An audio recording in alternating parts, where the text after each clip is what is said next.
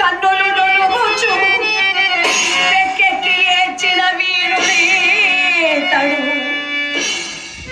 తెలిసిన వాడొకరు తెలియని వాడొకరు వీరునైదుగుర నమ్మినే మోసపోయి తిని కృష్ణ కృష్ణ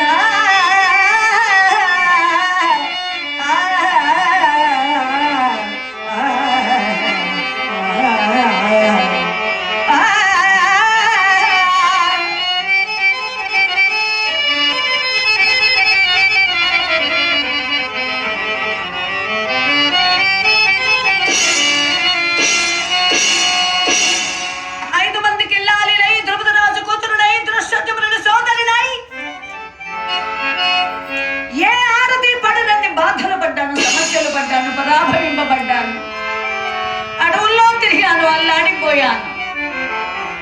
5 మందికి లాలీలైనందుక, ఆడదిగా పుట్టినందుక, వీళ్ళను నమ్మినందుక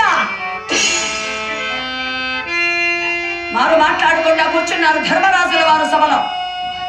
పర్వతాల వృద్ధన చేయగలిగిన భీమయ్య నా భర్త గత చంకులో వేసుకొని కూర్చొని చూశాడు. గాంధీవాన్ని పారేసి చిన్నపిల్లాడు లాగా కళ్ళు నులుగు నిలువ ఏడ్చాడు అర్జునుల వారైతే. వీళ్ళిద్దరూ తెలిసిన ఆయన ఒక ఆయన, తెలియని ఆయన ఒక ఆయన.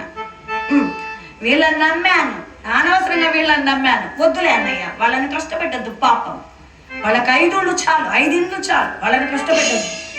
కానీ అన్నయ్య నేను వద్దలను,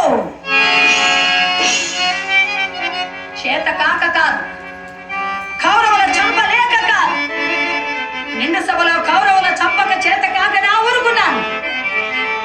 ఆవేశంతో కళ్ళెర్ర చేస్తే మరవల